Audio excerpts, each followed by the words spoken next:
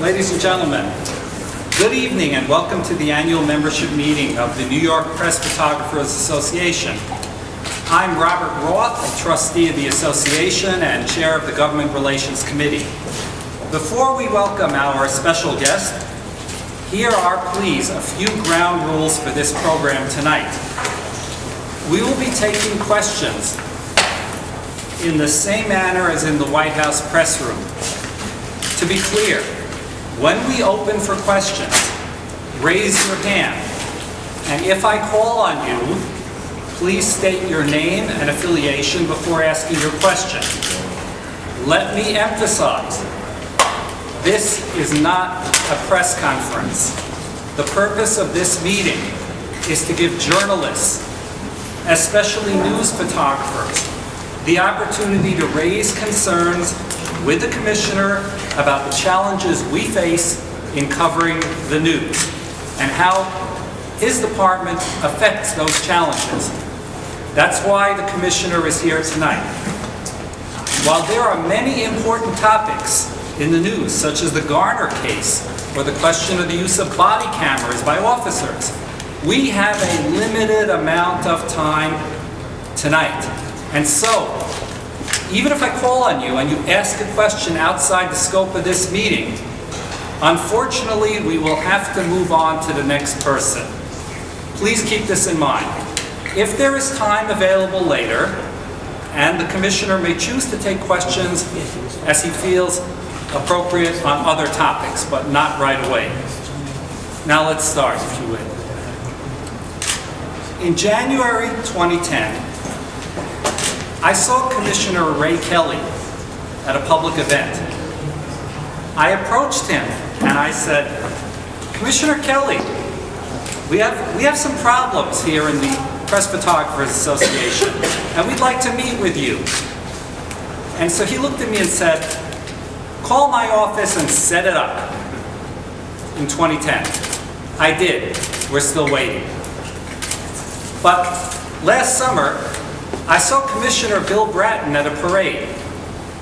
I approached him and said, we have some problems and would like to meet with you.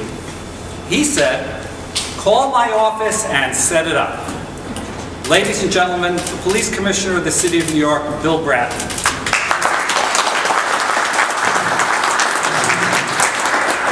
My initial comments. Are you able to hear at the back of the room? It's a strange room that see if the sound travels. Thank you very much for the invitation to join you this evening. I know many of you are anxious to get out the door and get over to Barclays Center and see what you can photograph over there or report on. But in any event, I'm very pleased to see so many of you here this evening, particularly all that's going on in the city and all the opportunities that presents. I'm coming up on my now first anniversary. It's amazing how fast this year has gone by and how eventful the year has been. There's an expression I use oftentimes in my remarks that I start off with, that Chinese expression, may live in interesting times. A blessing could be a curse. Well, I believe I'm living in very interesting times, but I didn't expect them all to happen at the same time. And there's a lot happening, as you know, a lot of it that you're covering, or attempting to cover, because there's so much going on. It's difficult oftentimes to cover it all. What I'm attempting to do with my organization is to make it much more transparent, for one, much more approachable, for two, much more collaborative, three, and much more approachable, four.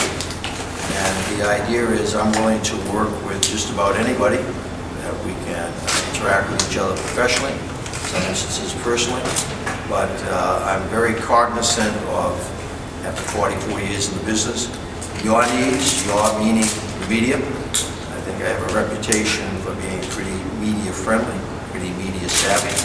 I attempt to use you, and I know you hate that term, use you to get messages out.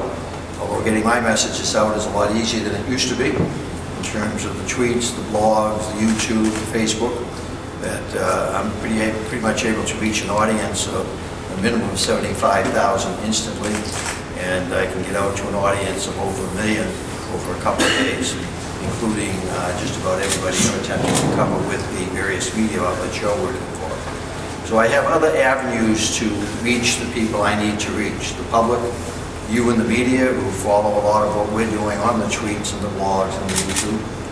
And it's creating a very interesting dynamic, a very interesting world that we're now all occupying and all trying to adjust to.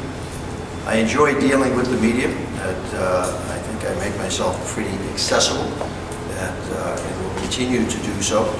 And as long as I'm treated respectfully, understanding the needs that you have in terms of push by publishers and editors that try to get you what you need in a timely fashion. I understand we're gone from the good old days when there were deadlines to where 24-hour news cycle, there are no deadlines any longer. And I try to be responsive to that also. In our discussion tonight, and they've asked that it be a discussion, a lot of questions from you. Be quite frank with you, I'm not interested in hearing 4- or 5-year-old war stories. I'm not Ray Kelly. I'm not Howard Safer. I'm not Carrick.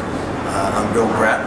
Many of you worked with me in 1994. I'm back again. And so issues I'm interested in are ones that are pertinent to my time as commissioner, both over this past year as well as going forward over the next number of years.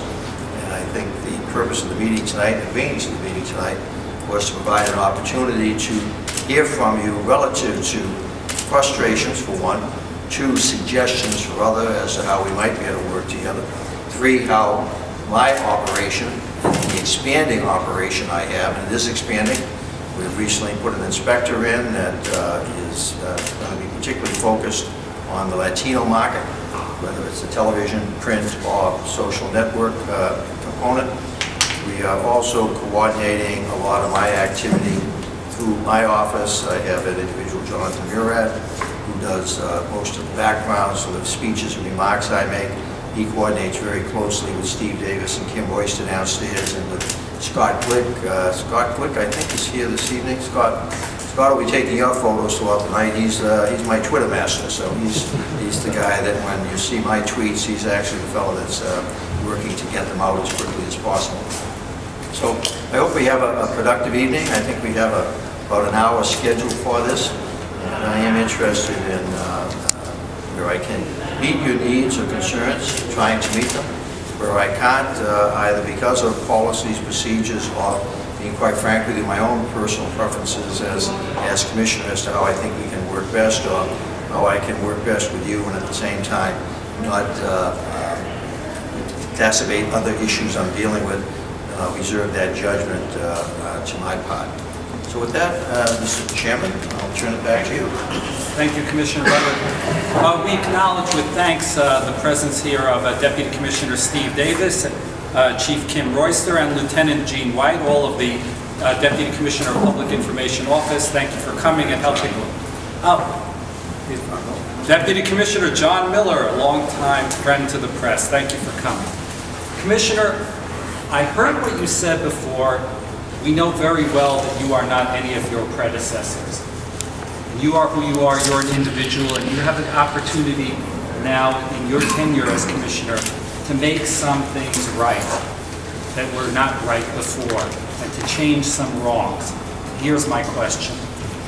Press vehicle permits existed for more than 60 years until 2009, when your predecessor refused to renew them without notice, without an opportunity for us to be heard, and without any explanation to this day.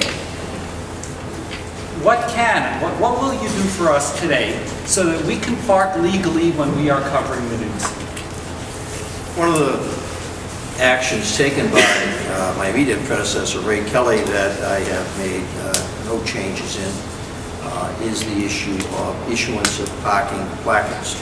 That I understand that both he and Mayor Bloomberg, oftentimes responding to the director, Mayor Bloomberg, significantly cut back on department placards, not only for you, but for a myriad of other various interests, including a lot of the so-called support groups, where I can remember when I was commissioner the last time, 1994, it seemed that about the only person that didn't have a placard was me until I became commissioner in the city of New York. So I have made no changes in that policy as far as the number of them that we have, the number that we issue. I've received extensive requests from political leadership from any number of entities, including my honorary surgeons, who many of whom work countless hours on behalf of officers responding to scenes, responding to hospitals, and have up until this point not responded positively to any of those. It is an issue, however, I'm willing to discuss as to a potential modified type of placard, possibly, or it is not something with, you have, I think, 375 members, and in the new social media world that if I were to give them to your membership, then I'd have every social media blogger in the world knocking on the door, as we've already seen in terms of the correspondence, press passes that are so much valued in the city.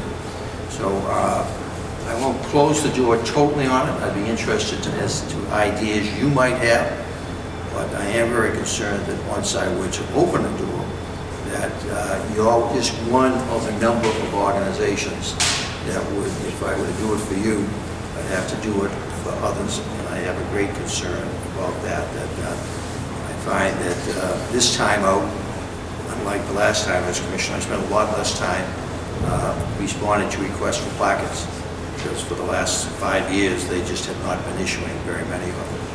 As long as you've opened the door to a future discussion, we look forward to exploring this topic with you or with Deputy Commissioner Davis in the future. Questions from any of you? Well, actually, in truth, what I'd suggest is probably certainly Steve helping out with, maybe as importantly, more importantly, Tommy Chan from Chief in charge of transportation. He has responsibility for the traffic agents who get the bulk of our tickets, and possibly also Larry Byrne, Deputy Commissioner for Legal Matters, to make sure I'm not stepping on minefields that I might not be aware of since my last time as Commissioner. All right, questions from the audience. Alan Tannenbaum, Polaris Images. Thanks for coming tonight, Commissioner. It was a pleasure to meet you at the 9/11 Memorial this year. And I've been at this for about 40 years, and one of my main concerns is the fact that we don't have these parking placards anymore since 2008. The difference between what we do and our need for a parking placard is that we carry a lot of equipment. So to go out and either park and risk getting a ticket, which happens often, and as still photographers quite often, we're responsible for them ourselves, and then we can wind up making no money on a job, or taking a subway with a lot of equipment, which could be dicey, or having to take taxis. It's a burden. It makes the job really much more difficult than it needs to be, especially when you need to get somebody somewhere quickly to cover spot news. So I would say that the biggest difference that we have with other placard interests is that we're carrying equipment and we really need to be able to use our vehicles and park safely when we get to a location. One of the issues I'm not familiar with, it's been a long time, is that you still have press plates, license plates. Are there still such a thing as NYPD press plates? Yes. Yes. How are those obtained? Who do those go to? I'll answer the question here as chair of the Government Relations Committee. The New York State Department of Motor Vehicles issues NYP plates. There's a provision in the Vehicle and Traffic Law specifically authorizing that. It was passed around 1952. But the DMV issues a set of renewal instructions every 2 years, which they seem to change at will. And a few years ago, one of the things they said was that in New York City, unlike in the 57 other counties in the state, if you work in New York City, you need to have an NYPD press card. This impacted us in a number of ways. To get a plate? Yes, to get the plate.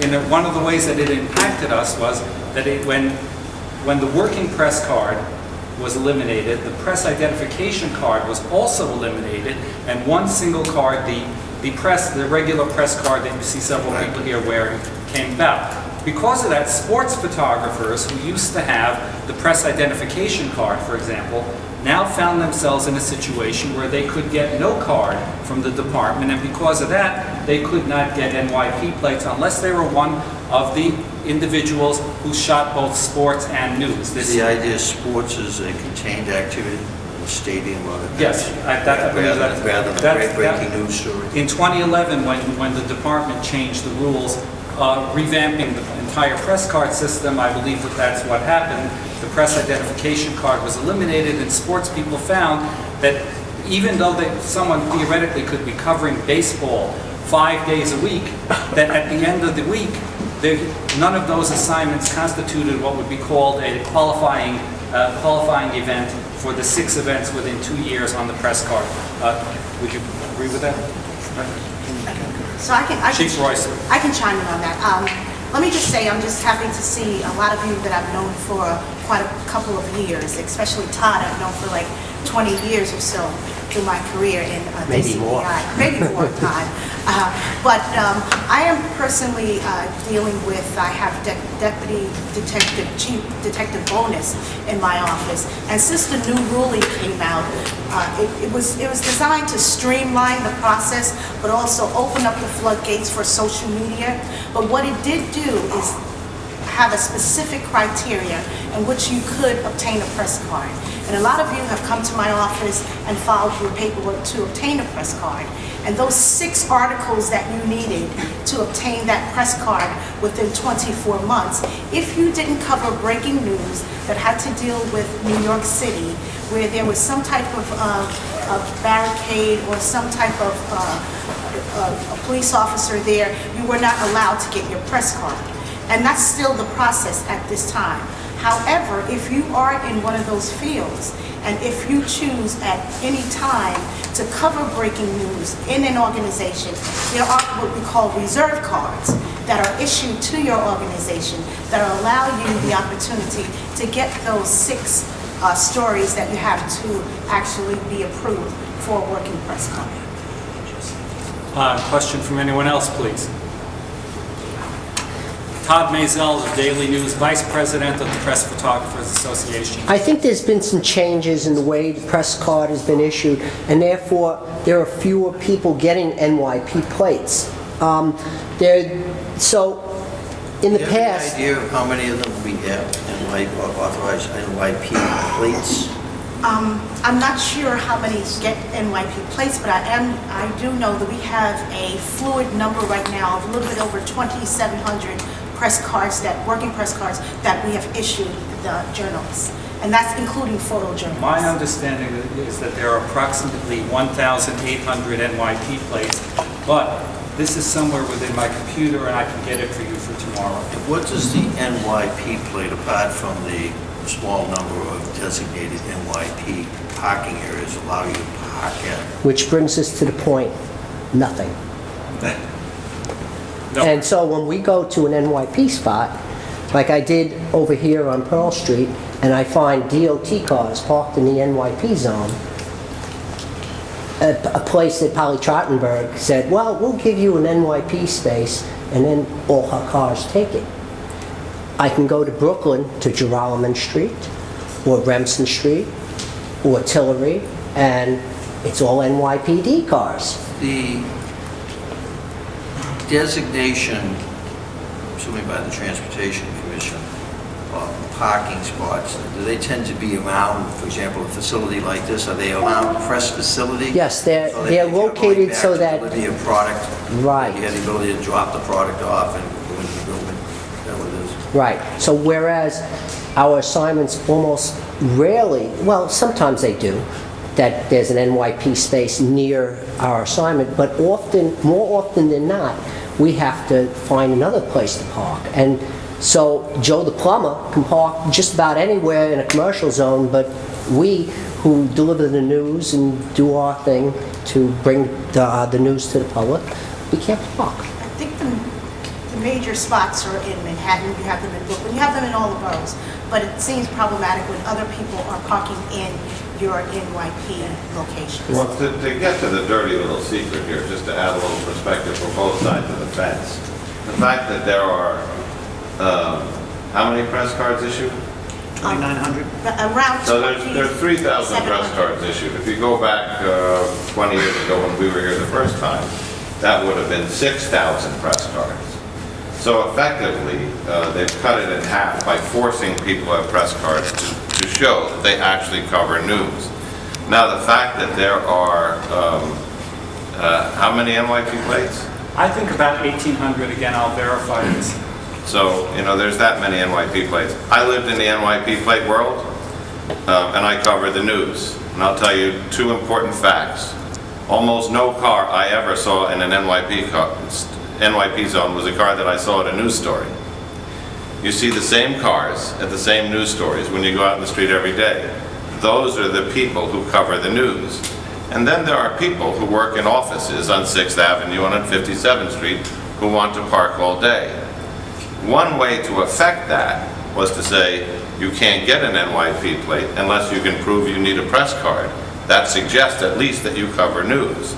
So actually reducing the number of press cards, which will in turn reduce the number of NYP plates, should provide the beginning of relief to the NYP zones that are full all day with people who are just using them for commuting to work.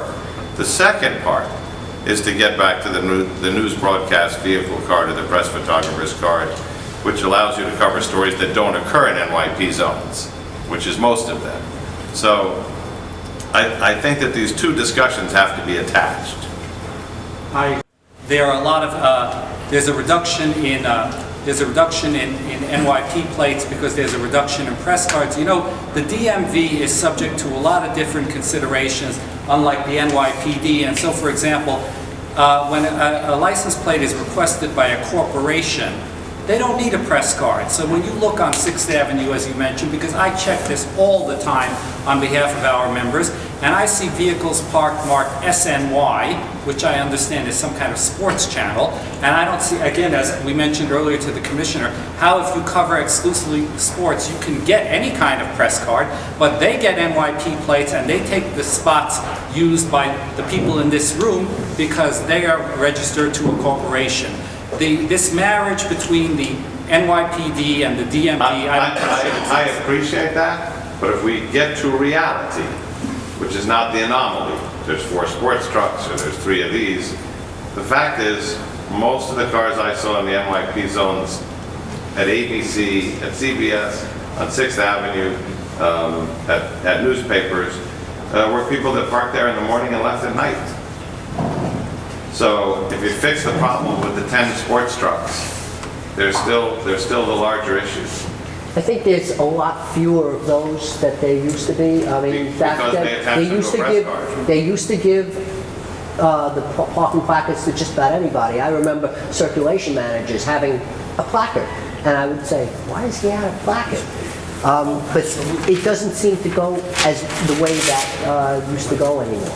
Todd, let me just say, yeah, Go ahead. and I'm glad you pointed out, that's been one of the problems all along, is that, and we had the same problem in the police department.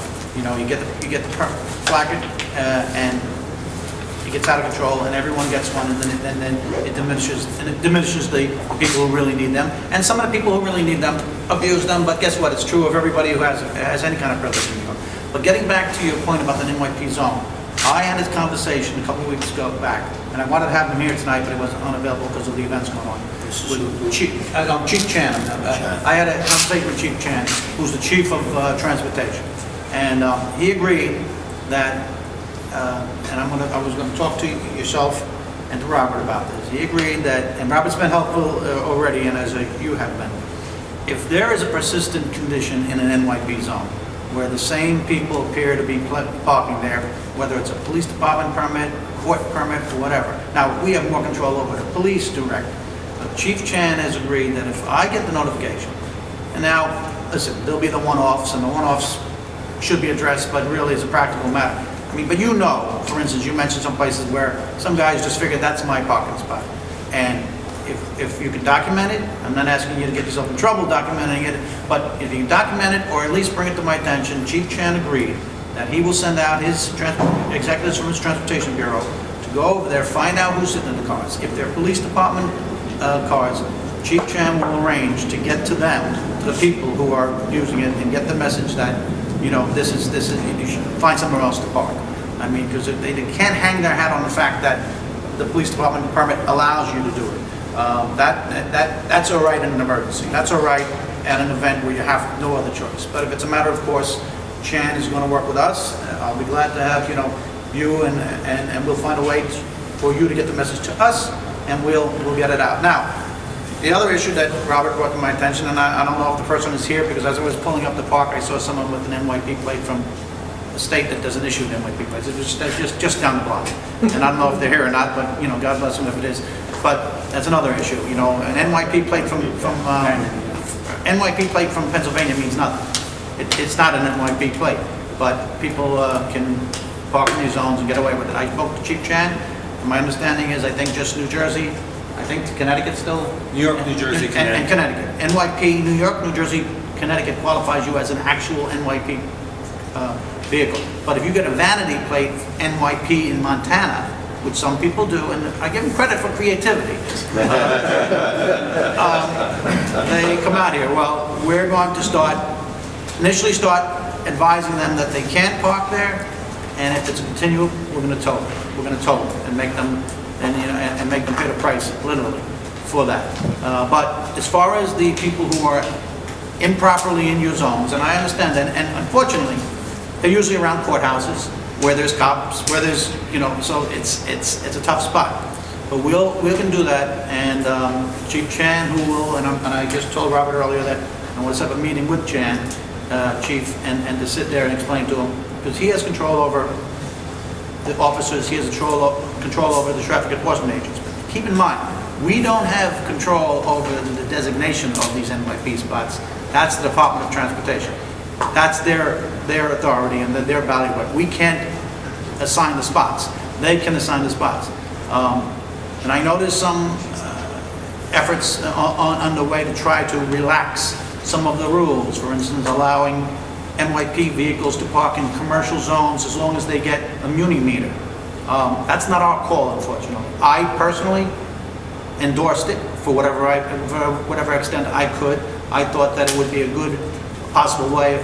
It's not like, even in New York when we have all the media, it's not like we have that many cars that it's going to affect. Tell me about that one thing. I'm meeting with the Transportation Commissioner next week. And what about that one, that, what is it, commercial zones, 3 hours only? Yes, Commissioner. Type of thing, so that if there was a... You want to explain? Yes, Commissioner, when we had the vehicle cards, we had written out the specific privilege that we could park when covering the news in the same places that trucks and other commercial vehicles could park under the same restrictions. So where, for example, this leads us to the situation where at 250 Broadway, the City Council office building, there is a commercial parking area in front of the building. If you go in there because you're going to photograph a City Council member or the speaker or a committee event, you can't park in front of that building. The person, however, who is delivering catering to the building, who has commercial plates, which we can't get, that person can park in front of the building. And if I can add, Commissioner, the comment before regarding who's parking in NYP zones, if NYP zones are in front of news organizations, etc., are those people just using it to park there during the day? One thing we have to have here, I think you will agree, is we have to have the rule of law. That's my humble opinion. And when there is, I query the membership regularly and with questions like on Chambers Street between Center and Broadway, opposite City Hall, where there is an NYP zone. When was the last time you got to park there when you were covering something at City Hall? And people look at me and laugh. And they say 2 or 3 years ago, something like that, maybe. 2 weeks ago, I checked out again for member complaints, Joralemon Street in Brooklyn, right near Borough Hall, the municipal building and the courts. And every single spot was, as it's always been for me for the past 3 or 4 years, taken up by vehicles with official plates. But I saw 2 of your parking enforcement agents on Ramsey Street, so I stopped them. And I showed them my press card and I said, could you do me a favor, would you please summons these vehicles? The DOT tells me official plates can't park in NYP zones. And they also tell me that no permit is good in an NYP zone, none of the DOT permits. And they looked at me and said, we'd love to help you out, but our superiors tell us we cannot ticket official plates. Commissioner, these people work for you. Okay, that's the meeting. I just, Stephen's suggestion with Tommy Chan relative to enforcement of existing issues, but what I'm talking about is discussion about trying to think creatively. the absence of getting parking package, which is not likely to happen. Again, because that opens the Pandora's box, it just gets totally out of control. So what I'm going to suggest, if your group, your leadership possibly, I'll be more than willing to panel a group from my shop to sit and talk through some of these options and alternatives and see if I can't get a representative from the Transportation Commission's office to also sit in on those discussions. I know we'd be very much open to that. I have no doubt, Bruce? We're not going to resolve it here this evening. No. but it should Of be- course not. President and Vice President both are nodding. They're interested in this. Sure. Next question, please. The gentleman with the cap. Hi, Andrew Gomer from EPA. Could you stand up? Quick question. The bigger issue is, for example, like if you were covering the protest at Union Square, you would need to be able to leave your vehicle there, and there won't be an NYP zone there. So I don't know what This is why I'm talking about something that might allow for parking at the commercial zones, which at night in particular are less problematic because not as that many vehicles delivering at night. Also, they just ask, I don't know if any of you have recently gotten, and especially in light of this past week, but I did also have that specific discussion with Chief Chan, and he is trying to impart the information to both the officers and to the traffic agents, because mostly at the protest, I think officers probably have better things to do at the moment. Right. But nonetheless, I understand what you're saying, and I also explained to him that if you have to take a spot that is otherwise illegal, absent a hazard, hydrant or a bus stop or something, but if it's otherwise illegal, it's at a protest like in Union Square or in Times Square, and then obviously the protest starts moving, and I explained, these photographers move with the group, so they may end up 2 miles away, 2 hours later. And he agreed that he's going to try to get his people to use appropriate discretion. At the end of the day, you park illegal, but if they can put 2 and 2 together and say, well, this is it, he is working on that, the biggest hurdle is to try to get the traffic agents, but he's in charge of them as well. But Tom is on board with that, and I think if we set up this meeting, which I think everybody agrees we should do, we can talk about all those things. In this day of social media, the ability to push information out very quickly, we're actually playing around with this without the likelihood these demonstrations are going to continue using the signboarding on the various roadways coming into the city, much the same as we have gridlock day alerts, demonstration day alerts, avoid Brooklyn Bridge, that type of thing. There might be a potential in these discussions with John, Steve, Transportation, that if we know there's going to be a demonstration, say this evening in Union Square, that in a multi-block range around Union Square, in those commercial parking zones, basically issue instructions, guidance to you that from such and such a time, such and such a time, you with your NYP plate can park in that zone, and then we can issue to our traffic agents that within that zone during that demonstration that there is this exemption for NYP plates. We are moving, I think, as you're aware, that to hopefully equip initially our cops and then eventually the traffic agents and then the school agents with the smartphone technology, which would allow us to punch out information to them individually. And so there might be some longer-term resolution that we can all take advantage of the technology that's out there for conveyance of information. So it's, again, this is some of the, just new to this issue and just listening to you tonight, just and understanding what we're doing in the department, this may be where the idea of a working group might be able to creatively understanding the technology we're acquiring, the technology you're equipped with, that and then working with the Department of Transportation, maybe with the idea of signage that changes. But I'm very open to, rather than just shutting it off, that no placards, that in the absence of placards, trying to find other ways where that NYP plate, which you have to go through some hoops to get, actually gives you some privilege, if you will, although I have to hesitate using that term privilege, we get beat to death by everybody else, but gives you some permission to do more than you're able to do at this particular time. Maybe we'll agree that it facilitates our ability to do our jobs, to gather meetings. Exactly. So it's, I'm open to opening the door and getting people into a room to discuss the potential resolutions of this. Anyone else? And this is not something we have to Right go on there. for months after months. Hi, thank you. I'm Ellen Yan with Newsday. As you know, the ranks of the media have been taken down several pegs in the past several years. Newsday has closed its New York City edition again, and we've all retreated to Long Island. But we still cover a lot of big breaking news. The problem is it's tough to get NYPD press cards because not the same person is assigned to cover New York City news to rack up 6 stories with photos every 24 months. So when something like the demonstrations happen or some terrorism event, we are really limited on who we can send to New York City to cover it because we don't have the press passes. I don't know how reserve cards work, but I would suggest that NYPD press cards be given to full-time staff members of traditional media, papers and newspapers, and it's really easy to check that we work for them full-time and how many years because we work online and we work in papers. We're there every single week.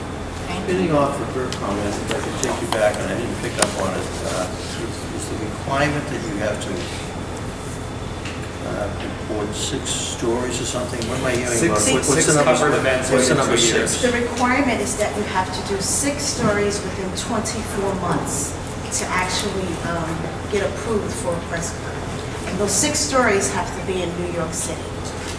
Or you can do 1 story and report on that 1 story 6 different times within 24 months. But I want to address Helen. Helen, that's a good point that you bring up.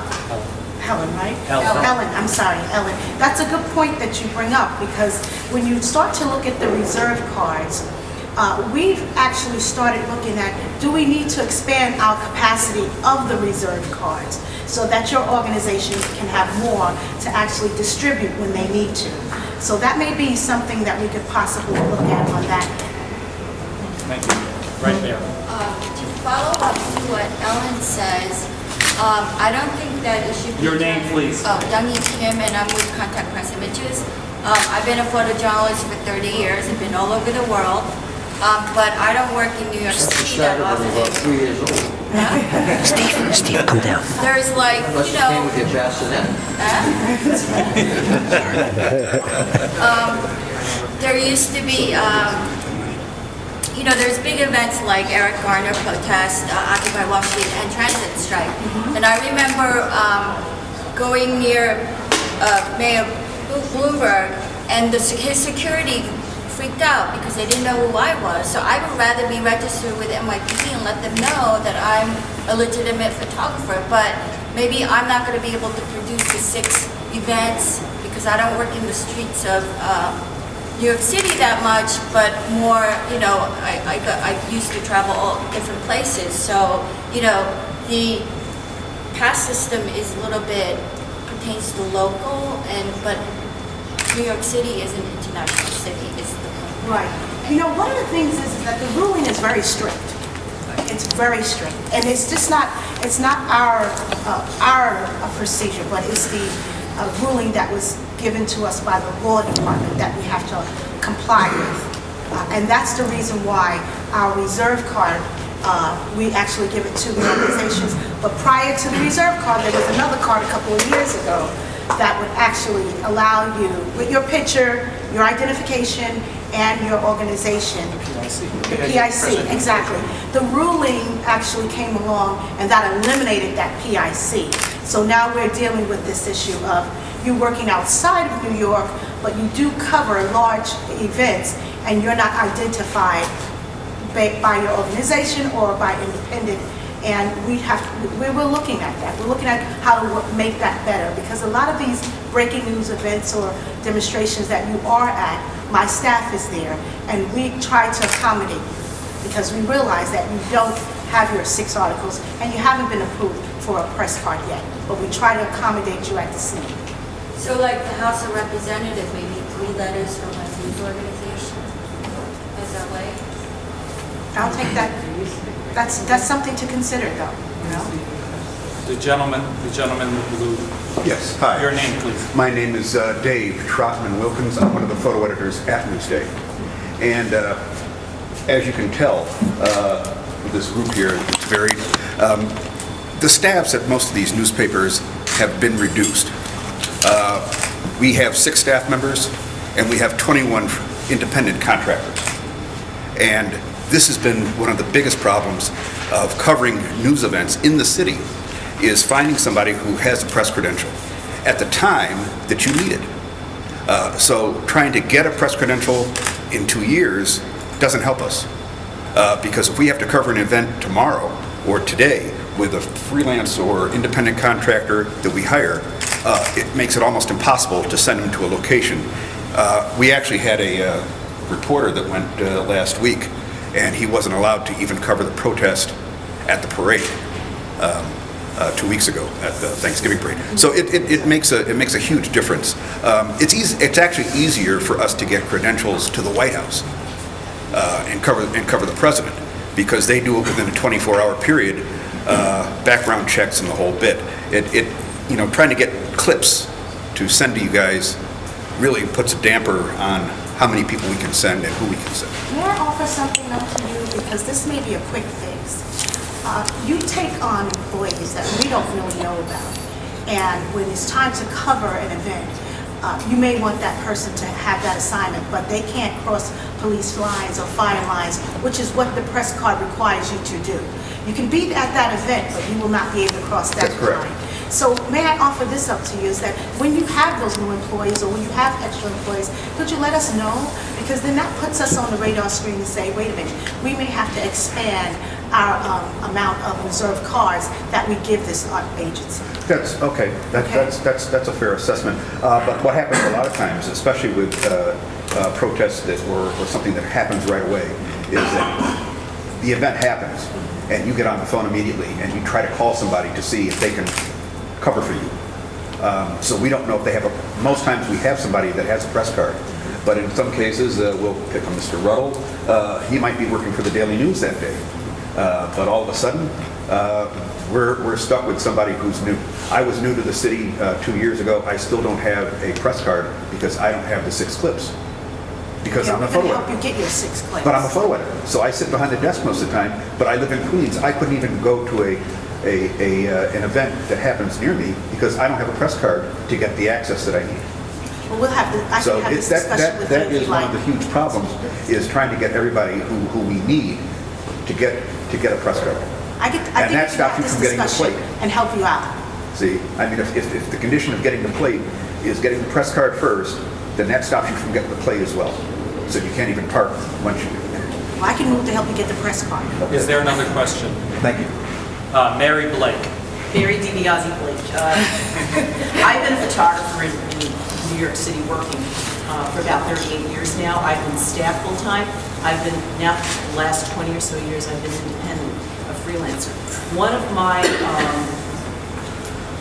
my issues with freelancing is that many times you will get a string of events to cover which do not get published, including protests, fires, et cetera, et cetera. So we're needing the card, we're on the assignment, we're filing the assignment, and it doesn't get published. So now we don't have tear sheets, but we still are being assigned to a variety. There are staffers who have problems, but there's those of us who work for many, many people. And then, of course, there's always the issue that you run through a string of maybe assignments that maybe don't qualify in your book, and then you go through 2 more years later when you get nothing but breaking news stuff. So the cycle goes in and out, and that doesn't mean that we don't need the card, because we still have to produce it, and sometimes it's not published, but we still need to have the card. And I believe that since I've been in this organization for 38 years, there are so many of us who belong to this organization who are working, and we belong because we are full-time invested in our careers. And if we do belong to this organization and we're paying our dues and we're working, I believe that there should be a consideration to those of us, because we're not just people wandering down the street like the citizen journalists with their cell phones. And something has to be taken into consideration with these independent situations now. And as I said, I appreciate it because I've been staff and I've been independent. And there are so many other factors. Some years I have no trouble getting my tear sheets. Like right now, I'm scratching. I have a few, and others, I was told the last time that type of assignment, even though there were police details guarding the subject, that didn't qualify. To answer your question, you're probably right, because that's the other part of the criteria, is that your work has to be published. But if that's you're important. assigned, and if they don't publish it, you still needed the card to go there, take the pictures and file them. But it was out of our control whether they were published or not. One of the things also you should realize too, for you photojournalists, is that it's just not print. We'll take anything that's published on the website.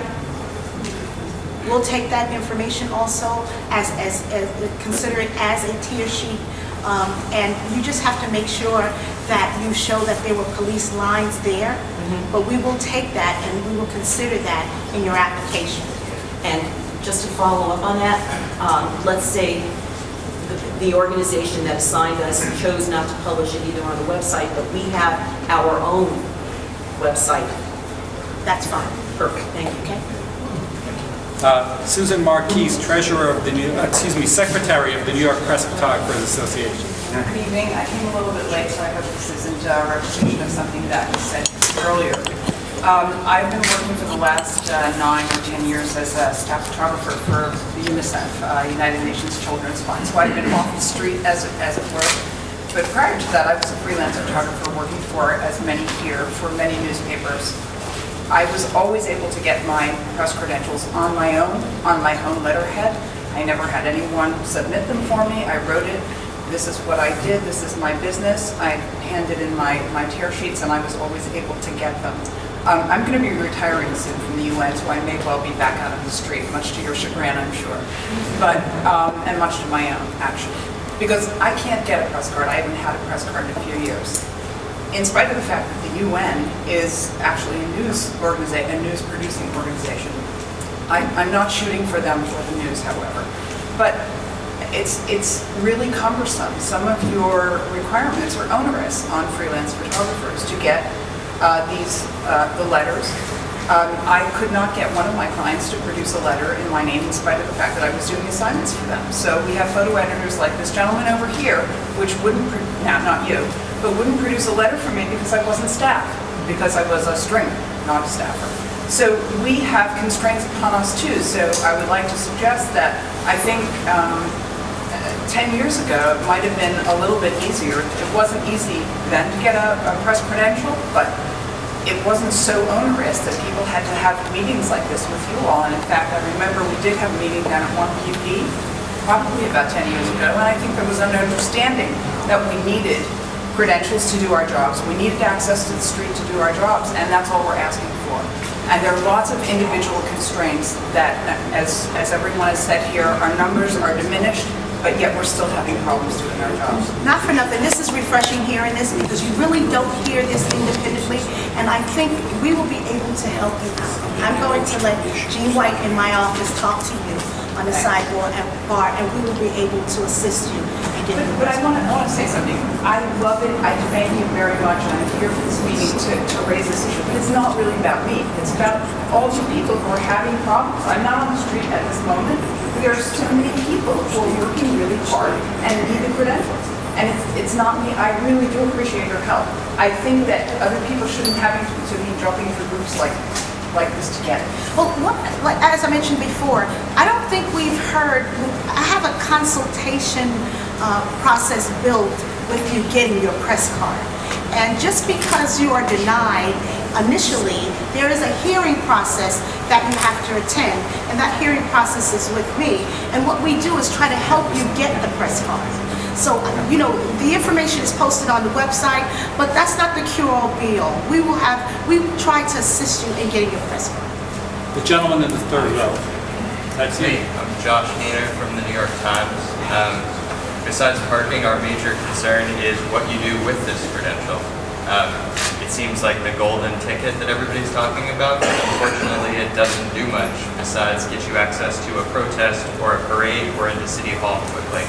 When you actually have a breaking news event with a building on fire or somebody being shot in the street and you approach a police line, you're done, even if you have one of these passes. It's go over to this side. It actually gives you less access than the public. people that live on the street or delivering pizzas can go right in and get to their spots, but it's, for us, we're put in a little holding area waiting for DCPI or until somebody can actually inform officers what that actually means. So we can't actually do our job of covering breaking news. And I bet that's against what you think this is. Like, it should give us some access to cover breaking news events, but it doesn't. So we need to come up with some way on a scene before everybody gets there. We're getting there quickly. Before everybody gets there, us being able to do our job. Commissioner? I'll leave that to Steve Davis, I'm not familiar with the issue. Well, actually, Kim, because Kim does the training, and listen, we do regular training, and just like in any other organization, we've got a lot of people out there, and some don't quite understand the rules, but we try to impart that knowledge on them, and try to get at least the supervisors on the scene to establish a area which is sufficient for your purposes and for their purposes, and the twain don't always meet. But if you're saying that you don't, obviously there's the outer perimeter. The way it should be is there's the outer public perimeter. There is a closer media perimeter, and then there's the nobody except law enforcement perimeter. Now, again, when DCPI shows up, it's always wonderful and great, but we don't necessarily get access to a supervisor on breaking news. Right, and I understand that they're busy guys, but right, a supervisor may not be there, but I don't really think, it's the point that when you're there, you have your press card exposed, Yes. right away they know that, or we're getting them to know that, listen, you're there because you have to be where the action is. And not interfering with anything that's police related, but you want to be there so you can get your photo, you can get your shot. Mark Herman. Mark Herman, I'm the historian of the press photographers and member of Mr. Roth's committee. There was for a time a radio message that was broadcast not just about media, but along with seatbelt and perimeter security messages about photography being permissible on the public street. And I noticed that around the time that message was being broadcast, I and several others had absolutely wonderful relations on the scene. Most of my relations on the scenes for the past 17 years that I've been doing photography have been positive. That radio message, I don't believe, is still being used. Could you just speak to the protocols that went into having that being part of the routine messages? You know what, look, I'm not aware of a radio message, but I think that was more geared towards people who were taking cell phone pictures of the cops, and then and they were trying to tell them, benefit us, though.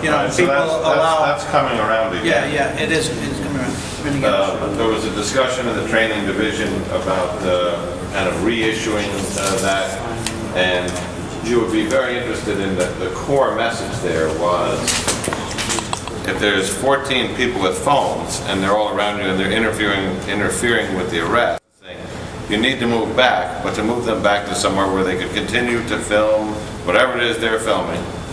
This is, again, citizen journalist versus press, but I think the principle is at play in both, which is to move them back to a place where they could still see, but they weren't in the way, which, in this case might be the difference of, 6 or 10 feet, as opposed to right on top of it. So that's the discussion going on in training now. Or the broadcast vehicle card, or to issue fewer cards, or a few more.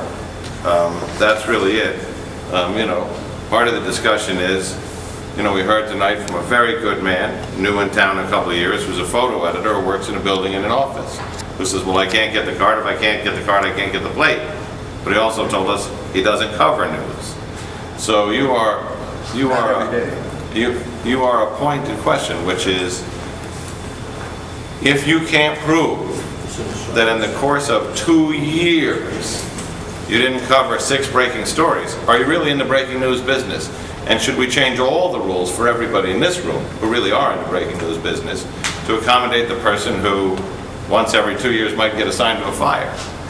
There's not a yes or no answer to these, but I think that's what the conversation's about. Thank you, Deputy Commissioner Miller. Commissioner Bratton, unfortunately, has told me that our time is up. He's got another event to go to. With me. Commissioner, I'd like to personally thank you for agreeing to this, and on behalf of the association, I'm going to invite you back again in 2015 right now, and I hope you're going to be able to make it. When the commissioner leaves, Deputy Commissioner Davis and Chief Royster have agreed to stay on for a few more minutes so that you can ask some of your questions to them without having to make an appointment, without having to go down to room 1320. So with that, thank you, Commissioner. If I may, what we agreed to was to put together a working group to, I've taken a list down of about 15 items we'll discuss here, that we'll bring into that working group. You guys designate who you want from your side, and put our group together, and see if we can't find some common ground on some of these issues, and we'll try to do that in an expedited fashion, so it's not lingering around 6 months or a year from now. Okay? Great. Happy holidays to all. Happy holidays.